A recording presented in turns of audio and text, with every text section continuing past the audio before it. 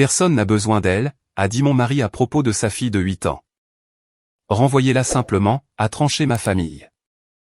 C'est un fardeau. Je ne l'ai pas renvoyée. J'ai agi. 10 ans plus tard, leurs visages ont blêmi quand ils l'ont vu monter au micro et me remercier en premier. Pas son père. Pas les grands-parents qui se souvenaient soudain comment sourire pour les photos. Moi. Et le plus drôle, c'est que je n'ai rien fait d'héroïque cette nuit-là.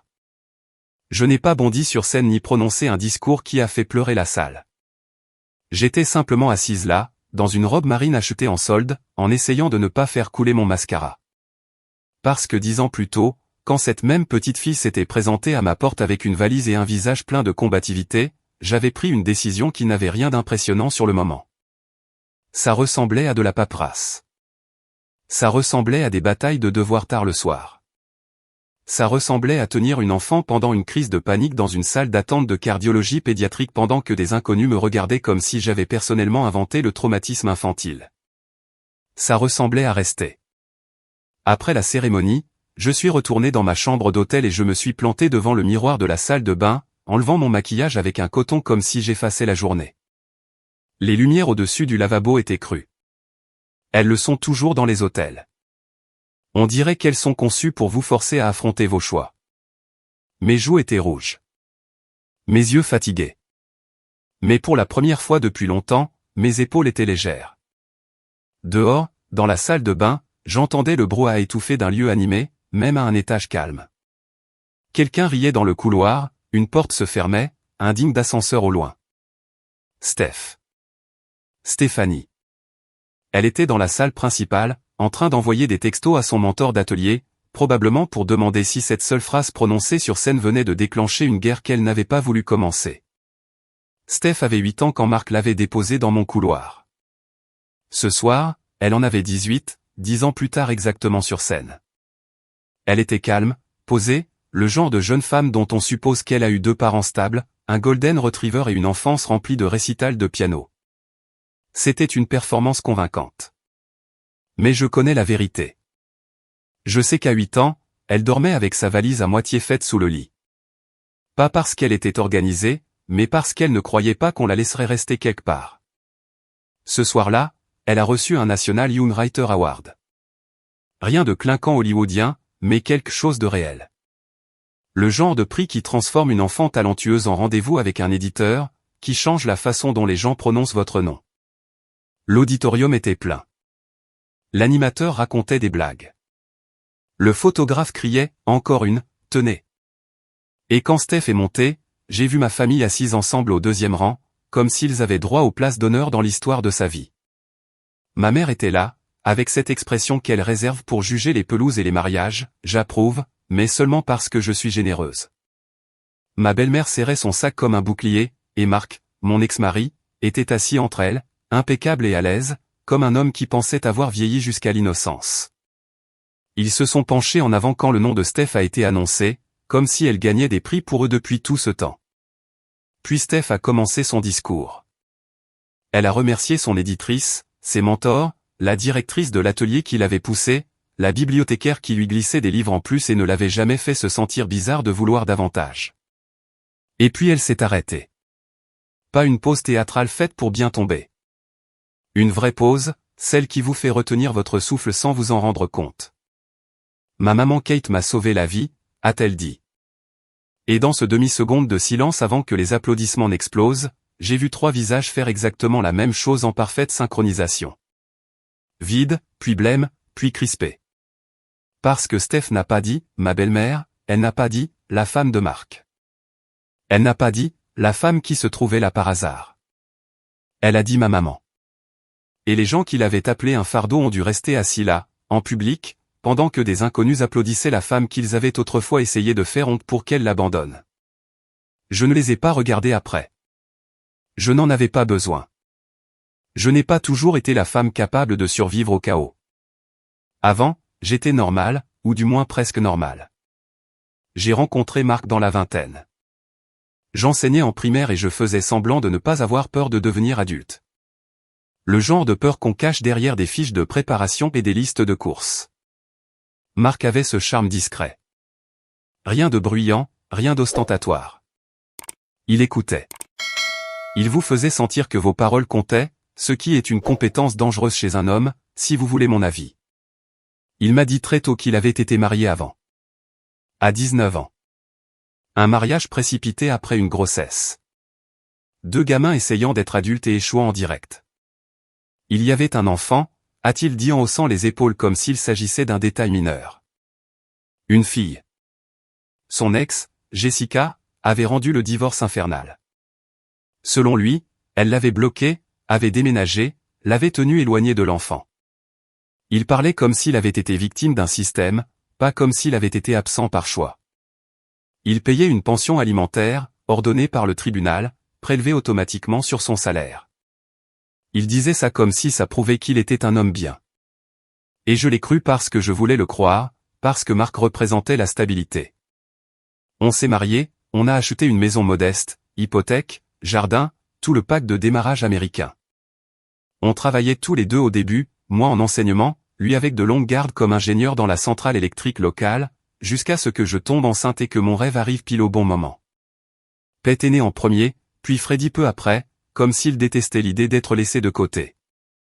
Les garçons étaient vifs, curieux, du genre que les inconnus appellent « facile », comme si c'était de la chance. Pete a appris à lire tôt. Freddy parlait comme un petit professeur. J'ai quitté l'enseignement et je suis resté à la maison. Marc travaillait davantage. C'était l'échange habituel. Je me disais que c'était temporaire, juste jusqu'à ce que les enfants grandissent. Et pendant un temps, je n'ai pas du tout pensé à l'enfant du premier mariage de Marc. Lui non plus. Et ça aurait dû me dire tout ce qu'il y avait à savoir. Un après-midi, Marc est rentré tôt, trop tôt. Et j'ai eu le tort de me sentir soulagé. Je me suis dit qu'il allait peut-être emmener les garçons dehors. Que j'allais avoir 10 minutes de calme. Que je pourrais boire un café encore chaud, comme une femme qui maîtrise sa vie. J'ai ouvert la porte et j'ai vu une valise.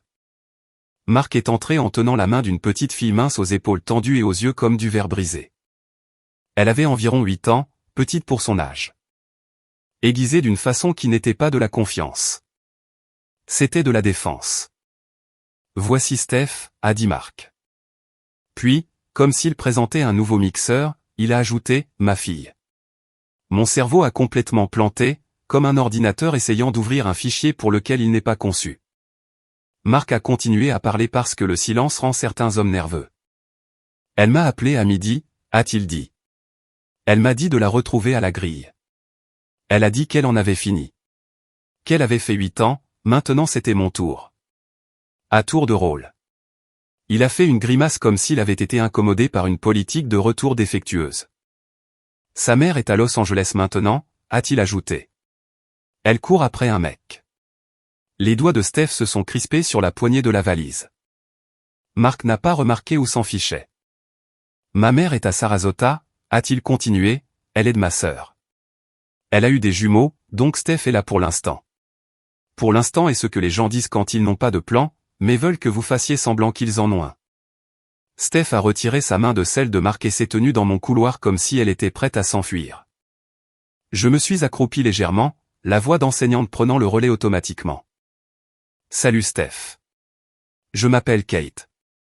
Elle m'a fixé comme si je lui demandais de donner un rein. Marc a ri et a dit, sa mère est cinglée.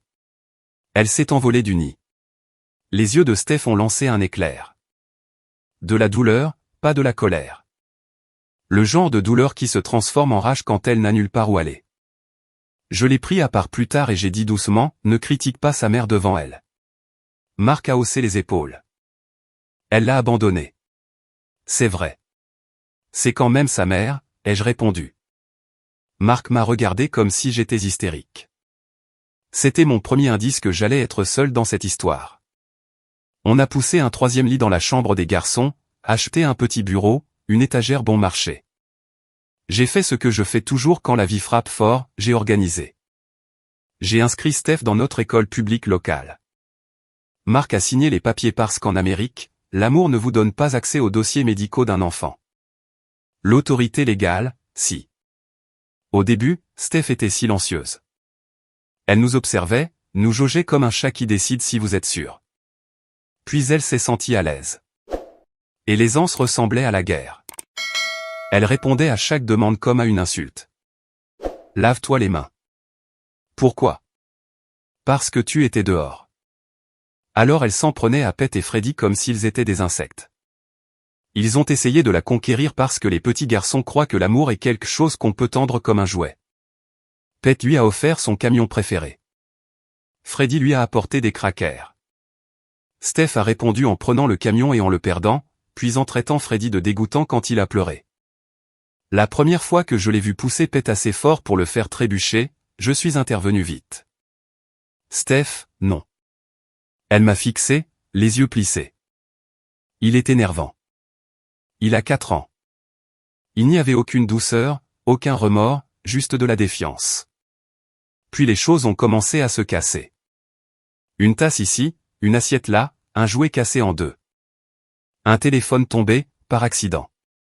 Au début, j'ai cru qu'elle était maladroite. Puis je l'ai surprise. Elle a pris un vase sur l'étagère, l'a regardé, et l'a laissé tomber. Pas un glissement, pas une erreur, un choix. Le vase s'est brisé sur le parquet.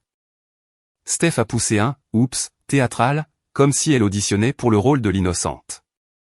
Je suis resté là, un essuie-tout à la main, à fixer les éclats de verre sur mon sol. Et ça m'a frappé.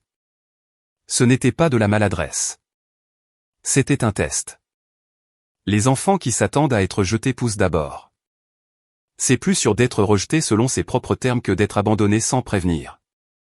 Alors elle poussait et la maison tremblait. Les emails ont commencé quelques semaines plus tard, refus de faire les devoirs. Comportement perturbateur. Argumentative. Puis les notes sont arrivées et j'ai senti mon estomac se nouer. Steph n'était pas juste en retard. Il lui manquait les bases. La lecture était une lutte. Écrire un paragraphe ressemblait à de la torture. Les maths étaient un champ de mine. Elle comptait sur ses doigts avec cette concentration tendue qui me donnait envie de hurler contre les adultes qui l'avaient laissée arriver si loin sans aide. Je m'asseyais avec elle tous les soirs à la table de la cuisine. J'essayais d'enseigner comme je le faisais avec mes élèves, calme, stable, patiente. Steph me combattait comme si apprendre était une humiliation. Chaque correction devenait une bataille. Chaque fiche devenait un affrontement. Après 1 heure, j'étais épuisé. Steph souriait comme si elle avait gagné, et le travail restait inachevé. Puis les problèmes de santé sont apparus. Elle avait besoin de lunettes, rien de dramatique, mais assez pour qu'elle ait plissé les yeux depuis Dieu sait combien de temps. Elle avait un tic nerveux qui apparaissait quand elle était stressée, un clignement d'œil, un tressaillement d'épaule, subtil mais constant une fois qu'on l'avait remarqué. Et lors d'une visite pédiatrique de routine, le médecin s'est arrêté avec le stéthoscope et a dit « Je voudrais une consultation en cardiologie ». Rien de paniqué, rien de dramatique.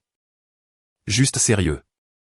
Alors j'ai ajouté des spécialistes à mon agenda, pédiatre, ophtalmologiste, cardiologue pédiatrique, encore des salles d'attente, encore des formulaires, encore des appels à l'assurance. Encore des gens qui me regardaient comme si j'étais la raison pour laquelle cet enfant portait le poids du monde. En Amérique, les gens adorent la phrase « il faut tout un village ». Ils ne précisent pas que le village se contente surtout de regarder. Marc n'aidait pas beaucoup. Il travaillait tard, les week-ends, des doubles gardes. Quand il était à la maison, il voulait du calme. Il voulait la paix. Il voulait le genre de vie de famille qu'on voit dans les pubs. Steph écoutait Marc plus qu'elle ne m'écoutait moi. Un seul regard de lui pouvait la faire taire. Mais Marc utilisait rarement ce regard parce que ça demandait un effort. La plupart du temps, il me la rendait comme un sac qu'il ne voulait pas porter. « Tu es à la maison », disait-il. Occupe-t'en. Quand j'essayais de parler, vraiment parler de à quel point les choses allaient mal, Marc coupait court. « De quoi tu te plains » lançait-il. « Tu ne travailles pas. On n'est pas à court d'argent. Tu es enseignante. Si quelqu'un devrait savoir gérer les enfants, c'est toi. » Puis les critiques ont commencé. La maison n'était pas assez propre. Les enfants étaient trop bruyants. Le dîner n'était pas prêt à l'heure. Et finalement, parce que ça finit toujours par devenir personnel, il a critiqué mon corps. « Tu as pris du poids » a-t-il dit un soir, comme s'il lisait une étiquette. Je me suis regardé dans le miroir plus tard, de profil, plissant les yeux. J'ai gagné en responsabilité.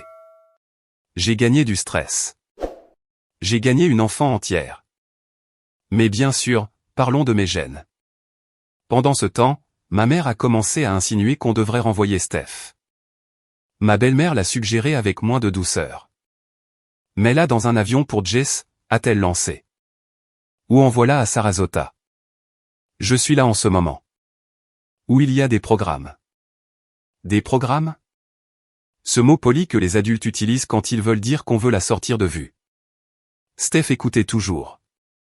Elle a commencé à dormir avec sa valise à moitié faite sous le lit, et ça a brisé quelque chose en moi que je ne savais pas pouvoir se briser.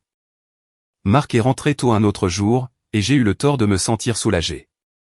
Je pensais qu'il emmènerait les garçons dehors. Je pensais que j'aurais 10 minutes de silence.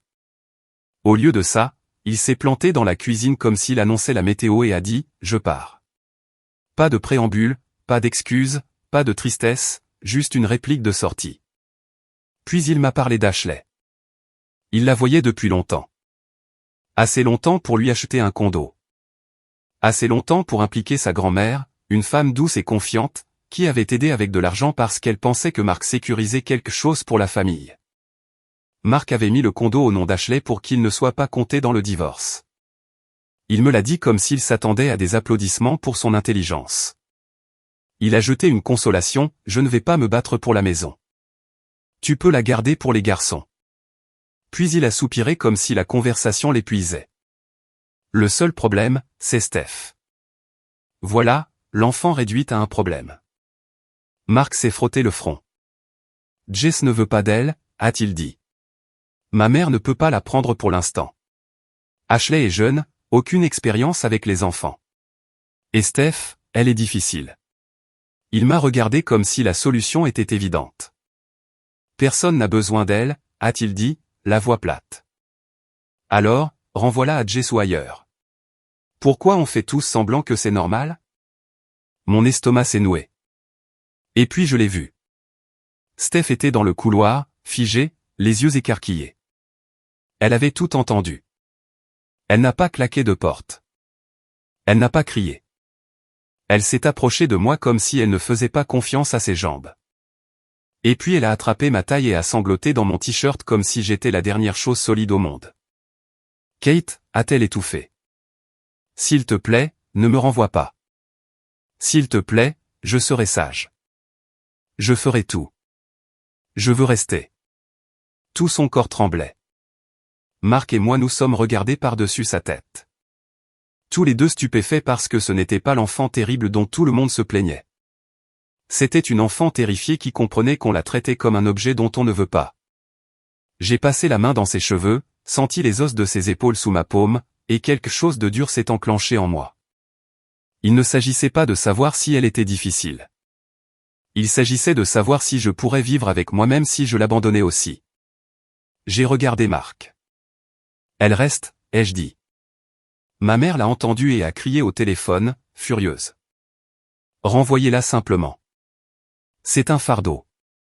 Ma belle-mère l'a dit aussi, à sa manière. Tu ruines ta vie, m'a-t-elle averti. Tu as tes propres enfants. J'aurais pu craquer. J'avais toutes les excuses du monde. Maman célibataire, 2 petits garçons, une hypothèque, un divorce, une enfant avec des problèmes de santé et un passé de négligence. J'aurais pu regarder Steph et dire « Je suis désolé ». Au lieu de ça, je l'ai serré plus fort et j'ai dit calmement à Marc « Un enfant n'est pas un ballon de foot. On ne le renvoie pas d'un coup de pied quand il devient gênant. » Marc n'a pas discuté. Il est simplement parti. Les gens adorent l'action dramatique. Celle avec des cris, des portes qui claquent et une vengeance qui rentre dans un clip de 2 minutes. Ce n'est pas ce que j'ai fait. J'ai fait le genre peu glamour. J'ai rencontré un avocat en droit de la famille. J'ai demandé le divorce. Et parce que j'ai vite appris que l'amour sans autorité légale n'est que du stress, j'ai poussé pour ce dont Steph avait vraiment besoin, la stabilité. Marc a signé ce qu'il devait signer, l'ordonnance temporaire de tutelle et les procurations médicales, parce que sinon je ne pouvais même pas prendre de rendez-vous de suivi en cardiologie sans être traité comme une inconnue. On a obtenu l'ordonnance de tutelle par écrit. Steph vivait avec moi à temps plein sous cette ordonnance. Les garçons aussi. Marc avait des droits de visite sur le papier. Dans la vraie vie, il prenait Pete et Freddy de temps en temps pour quelques heures, surtout pour l'apparence. Steph, il la gardait à distance comme si elle était un rappel de son propre échec. La pension alimentaire arrivait par le système comme ça se passe quand le tribunal s'en mêle. Automatique, régulière, sans enveloppe dramatique. Jay s'appelait 2 fois par an. Anniversaire. Noël. Parfois un cadeau arrivait. Générique, comme si elle faisait des courses pour l'enfant d'une collègue. Steph a arrêté d'attendre plus, ce qui est une forme très silencieuse de chagrin. Et petit à petit, le chaos a cessé d'être quotidien. Pas parce que la vie est devenue plus facile, mais parce qu'on est devenu plus solide. Après le jour où elle m'a supplié de ne pas la renvoyer, Steph a changé. Pas du jour au lendemain, pas comme par magie, mais le mur entre nous s'est fissuré. Elle a arrêté de casser des choses. Elle a arrêté de frapper les garçons. Elle a commencé à tourner autour de moi dans la cuisine, à regarder comment je cuisinais, comment je nettoyais, comment je gérais le stress, comme si elle étudiait les règles pour rester. Puis elle a commencé à faire de petites choses sans qu'on les lui demande, essuyer la table, plier les serviettes, faire bouillir des pâtes parce qu'elle m'avait entendu soupirer trop fort et ne savait pas quoi faire d'autre. Elle emmenait Pete et Freddy dehors et les faisait courir dans le jardin jusqu'à ce qu'ils s'écroulent, me donnant 10 minutes de silence comme si c'était un cadeau. Pete et Freddy, petits garçons au grand cœur, lui ont pardonné plus vite qu'aucun adulte ne l'aurait fait. Ils ont commencé à l'appeler comme si elle ne les avait jamais effrayés. Steph faisait semblant de s'en moquer, mais je voyais comment ses yeux s'adoucissaient quand Freddy s'endormait sur son épaule. Je suis retourné travailler à mi-temps, en donnant des cours du soir, en reconstruisant ce que le départ de Marc avait fracturé. Steph est devenue mon bras droit. Elle gardait les garçons pendant que je travaillais. Elle a appris à préparer des déjeuners. Elle aidait avec les devoirs. Et un jour, sans que je le demande, elle a commencé à m'aider à les aider. À s'asseoir avec Pete pendant qu'il peinait en maths, à interroger Freddy sur ses mots d'orthographe. Ce n'était pas parfait. On avait encore des mauvais jours. Elle avait encore de la panique dans le corps parfois, comme si ça vivait dans ses os. Mais on construisait quelque chose, un foyer qui ne s'évaporait pas quand les adultes s'ennuyaient. Un après-midi, j'ai eu un rare moment pour moi. La maison était calme. Les garçons étaient sortis. La lessive était miraculeusement sous contrôle. Je me suis assise dans un fauteuil avec un livre de poche usé que je gardais depuis l'université. Steph est entrée, en sueur après avoir couru dehors avec les garçons. Elle a pris un goûter, puis s'est laissée tomber sur le canapé et a fixé le livre dans mes mains. « Tu lis quoi » a-t-elle demandé. « C'est l'histoire d'un homme qui fait un très mauvais choix », ai-je répondu, et qui passe le reste de l'histoire à en payer le prix. Elle m'a regardé comme si ça semblait délicieux. « Lis-le-moi. »« C'est lourd » ai-je prévenu. « Je m'en fiche. » Alors j'ai lu un chapitre. Steph a écouté comme si elle mourait de faim. Quand j'ai fini, elle a expiré lentement et a dit « C'était dingue. » Puis plus doucement, « Je peux essayer. » À partir de ce moment, les livres sont devenus son oxygène. Elle a tout dévoré. Les classiques, les romans modernes, la poésie qu'elle prétendait détester et qu'elle me citait ensuite. Elle se disputait avec moi sur les personnages comme les adultes se disputent sur la politique. Elle riait aux humours noirs comme si elle était née avec. Et pour la première fois, j'ai vu qui elle aurait pu être si on l'avait élevée avec soin dès le début. Une enfant brillante, sensible, qui ressentait tout trop fort et avait besoin de mots pour le contenir. Un jour, elle m'a tendu un gros cahier comme s'il s'agissait de contrebande. « Ne ris pas » a-t-elle dit, hésitante dans l'embrasure de la porte. Je l'ai ouvert. Des histoires inégales, maladroites par endroits, clairement écrites par quelqu'un qui apprenait encore à maîtriser ses pensées.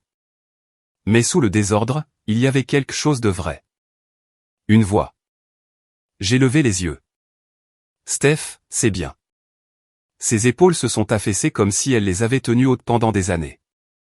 J'ai apporté le cahier à son professeur d'anglais, en espérant un club d'écriture, un mentor, n'importe quoi.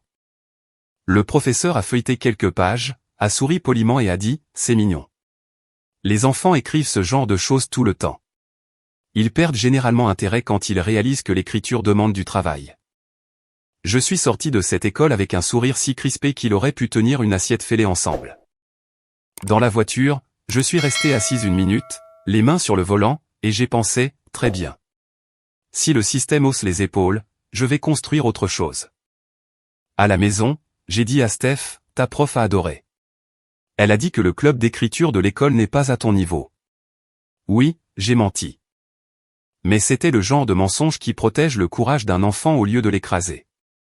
Puis j'ai appelé un programme local d'écriture pour jeunes, géré par une bibliothèque et un centre d'art communautaire, atelier, mentor, petit groupe d'enfants qui portaient des cahiers comme des bouées de sauvetage. J'y suis allé avec les histoires de Steph. Ils les ont lues. Et contrairement au professeur, ils ne lui ont pas tapoté la tête. Ils l'ont prise au sérieux. Ils l'ont invitée. Steph s'est illuminée d'une façon que je ne peux toujours pas décrire complètement. Comme si quelqu'un avait enfin dit, tu n'es pas trop. Tu es juste quelque chose. En 1 an, elle avait des textes publiés dans de petits médias locaux, puis dans des anthologies, puis dans des concours. Au lycée, elle gagnait des prix au niveau de l'État. À l'université, en anglais et littérature, son premier vrai contrat d'édition est arrivé. Elle travaillait à mi-temps tout au long de ça parce qu'elle détestait demander quoi que ce soit. Quand elle me tendait de l'argent en disant « pour la maison », je le prenais, la remerciais, et le mettais discrètement sur un compte d'épargne que j'avais ouvert pour elle. Parce que si quelqu'un méritait un filet de sécurité, c'était l'enfant qui avait grandissant. Cette nuit de remise de prix marquait les 10 ans. Ce qui est venu ensuite s'est déroulé plus tard, sur des années, lentement d'abord, puis tout d'un coup. Jess est revenu quand Steph a commencé à attirer l'attention. Los Angeles ne lui avait pas donné la vie qu'elle voulait. La relation n'a pas duré. Le rêve est devenu cher. Et soudain, Jess s'est souvenu qu'elle avait une fille. Elle s'est présentée les bras ouverts et avec des émotions théâtrales comme si elle pouvait effacer 10 ans d'un câlin. Steph a été polie, jamais cruelle, jamais impolie, mais elle gardait ses distances comme par instinct. Marc a essayé aussi, à sa manière. Des textos maladroits, des compliments guindés, des invitations occasionnelles qui sonnaient plus comme des obligations. Steph ne lui criait pas dessus. Elle ne le punissait pas avec du drame. Elle ne tendait simplement pas la main vers lui. Et je comprenais ça parce que quand on grandit en suppliant de ne pas être renvoyé, on ne gaspille pas d'énergie à supplier les adultes de changer. On construit sa propre fondation.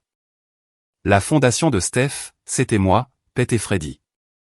Pete est devenu un jeune homme concentré, ambitieux, qui est finalement devenu architecte. Le genre d'homme qui montre son amour par sa fiabilité. Il m'appelait tous les dimanches comme une horloge. Freddy est devenu un jeune homme brillant, intense, qui est devenu chirurgien. Il travaillait des heures folles et se présentait quand même au dîner de famille parce qu'il comprenait ce que signifiait se présenter. Et Steph. Steph est devenue une écrivaine dont les œuvres ont voyagé bien plus loin que notre petite ville. Ses livres ont été traduits. Son nom a commencé à apparaître dans des endroits que je n'aurais jamais imaginés. Et la première grande chose qu'elle a achetée n'était pas une voiture tape à accent grave-l'œil. C'était un petit cottage au bord d'un lac. Parce que des années plus tôt, quand les enfants étaient petits et que j'étais épuisé, j'avais soupiré une fois, un jour, je veux juste vivre près de l'eau. Steph s'en souvenait. Elle a aussi acheté la maison voisine pour sa propre famille. 2 maisons cosy derrière une clôture commune, un jardin, une petite piscine pour les petits-enfants. Un après-midi, elle a dit doucement, « Je veux que mes enfants aient une grand-mère comme toi. » J'ai fixé mes mains parce que la regarder me serrait la gorge. Je n'ai pas répondu tout de suite parce que dit-on à ça? Merci de ne pas avoir été jeté n'est pas une phrase que quiconque devrait avoir à prononcer sérieusement. Mais Steph le pensait, et moi aussi. C'est pourquoi ce soir, devant le miroir de l'hôtel, en enlevant mon maquillage après une autre cérémonie de remise de prix, j'ai ressenti quelque chose qui s'approchait de la paix. Parce que je me souviens de la version de cette histoire qui a failli arriver. La version où j'aurais écouté. La version où je l'aurais renvoyé. La version où une fillette de 8 ans aurait appris pour toujours que les adultes ne vous gardent que quand vous êtes facile. Au lieu de ça, j'ai agi.